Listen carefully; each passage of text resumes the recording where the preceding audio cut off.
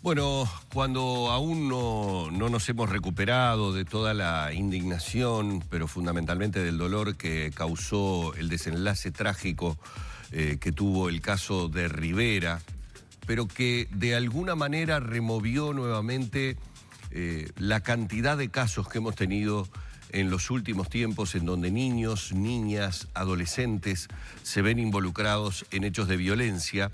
Está bueno que desmenucemos un poco un trabajo que es una publicación sobre el panorama de la violencia hacia la infancia en Uruguay 2017 y hacerlo con una de sus autoras, la socióloga Lucía Bernaza, integrante del equipo de UNICEF, y Alejandro Retamoso, consultor, no específicamente apuntando a este caso, sino al panorama que Uruguay presenta con respecto a los signos preocupantes, las cifras preocupantes de la violencia asociada a los niños y adolescentes en nuestro país. Primero, la bienvenida. Lucía, muchísimas gracias por aceptar la invitación.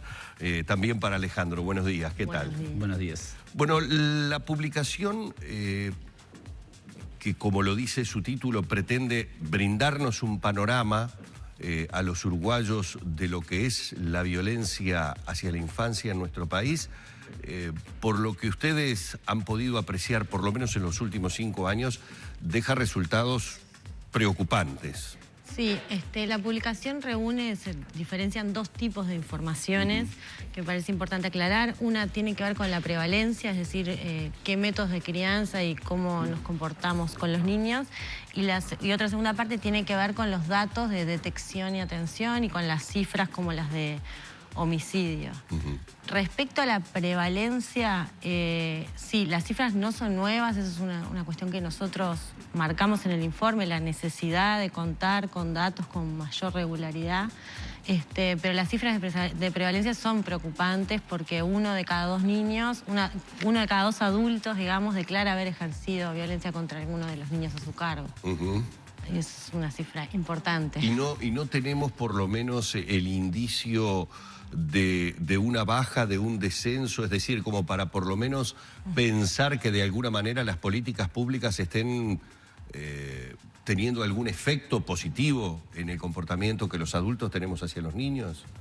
Es difícil saberlo porque no ha habido muchas mediciones sobre disciplina infantil o maltrato infantil en los hogares. Lo que sí conocemos que es un fenómeno que se da bastante extendido, que prevalece particularmente en los niños varones y en edades tempranas, aunque recorre todo el espectro sociodemográfico de la población infantil. Así como Lucía recién establecía de que 1 de cada 2 niños fue sujeto de violencia en el hogar, esa violencia implica un maltrato psicológico o un maltrato físico. Cuando nos restringimos al fenómeno de la disciplina infantil violenta mediante el castigo físico, 1 de cada 2 niños en Uruguay estuvo sometido a una pauta de crianza de castigo físico en el último mes. Y en las edades más tempranas esas cifras alcanzan el 43%. O sea que estamos hablando de un fenómeno bastante extendido que no tenemos la posibilidad de compararlo con metodologías similares en el tiempo. Aunque si nos comparamos con la región y con el mundo, esta encuesta en la que se basa el relevamiento de UNICEF, que se llaman encuestas MIX, se han hecho en 70 países aproximadamente, Uruguay se posiciona por encima del promedio, es decir, presenta niveles menores de castigo físico o de maltrato infantil, pero aún así, con estas cifras que estoy dando, la problemática es de gran prevalencia o de gran cobertura. Claro. Lucía, ¿se está llegando tarde a diagnosticar o a detectar estas situaciones? Bueno, en realidad nosotros lo decimos en la publicación, ha mejorado mucho la detección y la atención desde que se creó el CIPIAB, que se creó en el 2005. De hecho, la publicación tiene datos de entre 2012 y 2016, que lo que muestra es cómo casi se triplicó la detección. Ahora, nosotros pensamos que estamos llegando tarde por un dato que también presenta el CIPIAB, que es un dato bastante preocupante, que es la cronicidad de las situaciones de violencia que se detectan.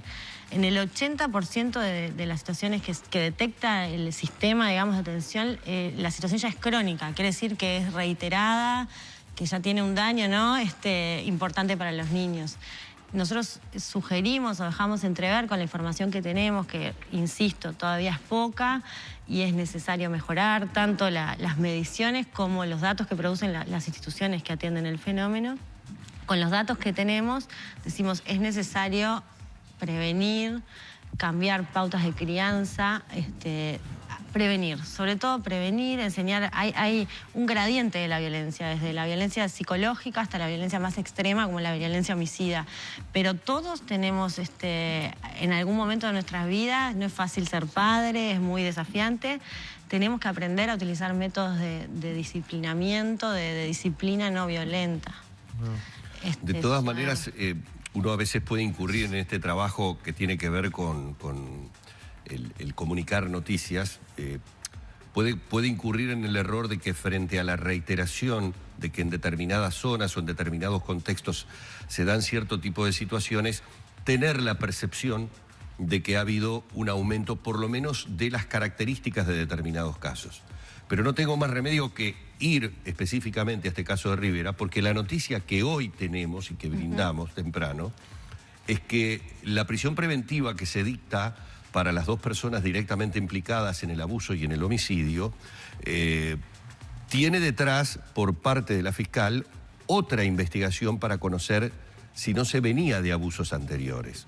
Una situación de violencia a la que ha sido sometida esta niña, que nosotros hemos reiterado en muchas oportunidades en zonas fronterizas. Cuando digo reiterado me refiero, la noticia daría la sensación que se reitera en forma alarmante. Entonces, cuando digo alarmante es cómo no llegamos con los elementos de prevención, cómo no podemos técnicamente detectar cuáles son los lugares, los puntos vulnerables, como para allí realizar un trabajo que evidentemente, por lo que a nosotros nos sucede con la información, parece que no está siendo efectivo.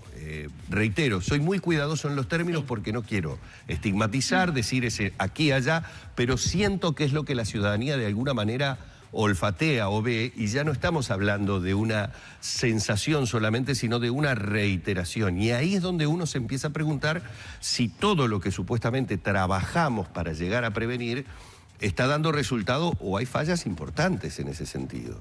No, estamos de acuerdo. A ver, hay muchas cuestiones que se mezclan en esto. Este caso en particular, nosotros no podemos hablar de casos particulares sin conocer bien los expedientes, etcétera. Pero en los casos, sobre todo de abuso sexual, el abuso sexual representa el 20% de los casos que atiende el CIPIAB. O sea, el abuso sexual es muy importante. Es importante. 20%. Lo que muestra, lo que sabe la ciencia y lo que dicen los expertos sobre el abuso sexual es que el abuso sexual se da en el ámbito cercano. En el 80% de los casos, quien abusa del niño es o un familiar o una persona muy cercana. Entonces, es muy difícil de trabajar en esto de, bueno, cómo las políticas detectan, es igual que la violencia doméstica, se da puertas adentro. Entonces, ahí las estrategias, son dos tipos de estrategias. Una es trabajar con los adultos, pero obviamente un adulto que abusa sexualmente de un niño no es fácil, no estamos hablando de pautas de crianza, ¿verdad? Y la otra es con los propios niños. Con los propios niños haciendo prevención, enseñándoles que nadie puede tocar su cuerpo, que si alguien toca su cuerpo, ellos pueden contarlo. Las víctimas de abuso sexual sienten vergüenza, no lo cuentan, sufren amenazas. Entonces, sin hacer una cuestión así dramática, porque no es... Y una contradicción, Lucía, porque quien supuestamente lo quiere... Exactamente. Lo el está abuso usando. Es muy traumático, es muy traumático. Escuchaba una psiquiatra hace un par de días que decía es como un balazo a la psiquis de los niños. Es una cosa muy, muy, muy traumática y es de muy difícil prevención por el lado de las políticas, digamos, no sé cómo decirlo, de las políticas de prevención del delito, digamos, no en ese clásico delito, o sea, en un ámbito privado, claro, con las personas conocidas. Difícil de probar, dicen los peritos también. Muy difícil de probar, hay que creer más en los testimonios de los niños. Hay gente hoy parece que está bastante descreído el testimonio de los niños. Sí, la palabra de los niños sucedido judicialmente. Sí. Los niños hay cuestiones que no conocen a menos que sufran estas situaciones. Digo, eso es. Hay expertos que saben escucharlos. Digo, yo no soy experta en eso, soy socióloga, claro, no soy psicóloga. Pero colabora para que ustedes vean cómo todos los actores tenemos que ver en esto el hecho de que nosotros recordemos los casos y, por ejemplo, digamos que sumado al de Rivera, hace muy poco tiempo atrás, semanas atrás, dimos la noticia de que unas niñas de Artigas tuvieron que llegar a filmar al agresor porque partían de la base que su testimonio no iba a ser creíble. Si eso no es un grito gigantesco hacia todos los adultos de cómo debemos prestar atención a determinadas cosas, yo ya no sé lo que debemos esperar de nuestros niños, digo. Y esto, reitero, fue algo que no lo dijimos el año pasado, lo dijimos hace muy poco. Entonces, de allí que volviendo un poco al trabajo que ustedes han realizado, también me preocupa cuando Lucía dice, y la pregunta es, en este caso para Retamoso, me preocupa cuando dice, no tenemos todos los elementos. ¿Qué quiere decir? ¿Nos está faltando estudiar más el campo, tener, otras herramientas que nos permitan sacar otro tipo de conclusiones?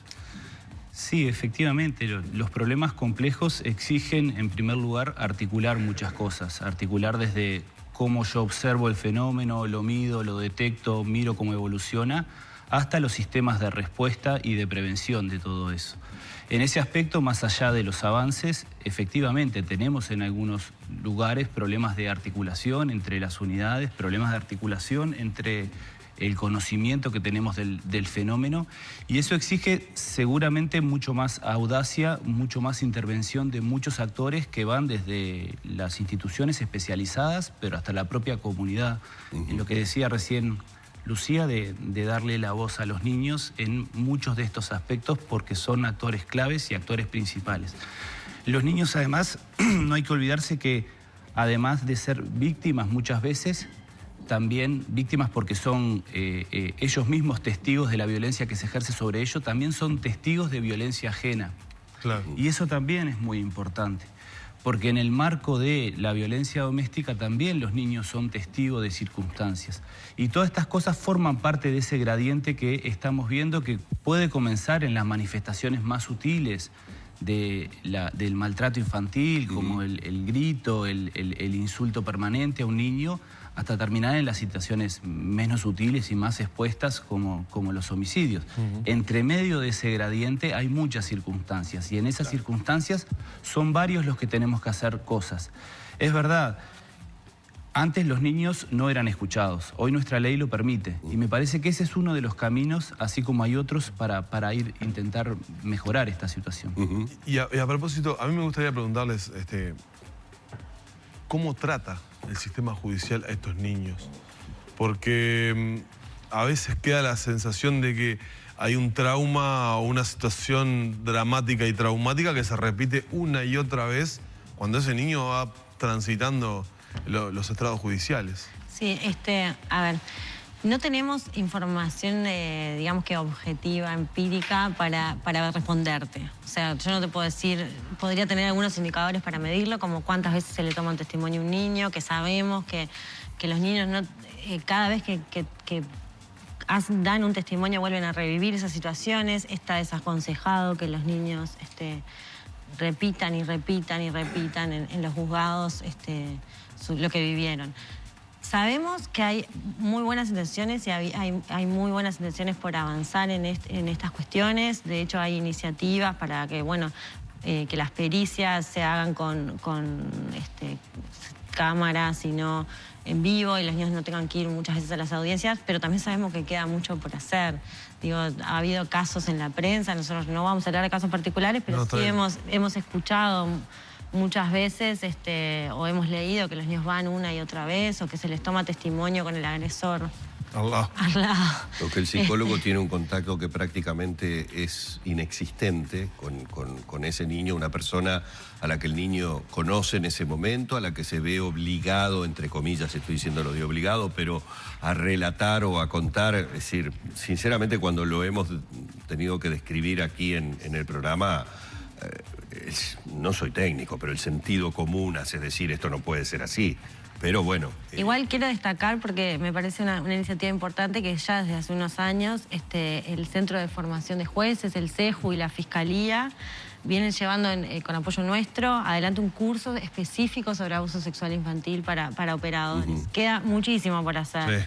Muchísimo, pero hay una intención que me gustaría destacar. Está bien, está bien. Bueno, vamos a agradecerle a la socióloga Lucía Bernaz, a Alejandro Retamoso, consultor. Hemos simplemente estado en la epidermis de este panorama de la violencia hacia la infancia en Uruguay 2017. Lo que hemos hablado no pasa a ser muy alentador, máxime tomando en cuenta esa primera descripción que realizaron, que por cada 2 niños hay uno que en nuestro país algún tipo de violencia ha recibido en su entorno familiar. Esto creo que nos interpela como sociedad en la manera que tenemos de educar a nuestros hijos, de mostrarles lo que es la convivencia familiar, no dándonos cuenta también de lo que estamos formando luego como adulto, que replicará tal vez de peor manera lo que en definitiva fue lo que mamó desde pequeño en su propio hogar. Muchísimas gracias y bueno, es un tema sobre que seguramente estaremos en más de una oportunidad aquí en Arriba Gente invitándolos. Muy amables. Muchas gracias a ustedes. Muchas gracias. Gracias. Cerramos por aquí la entrevista junto a Lucía y Alejandro.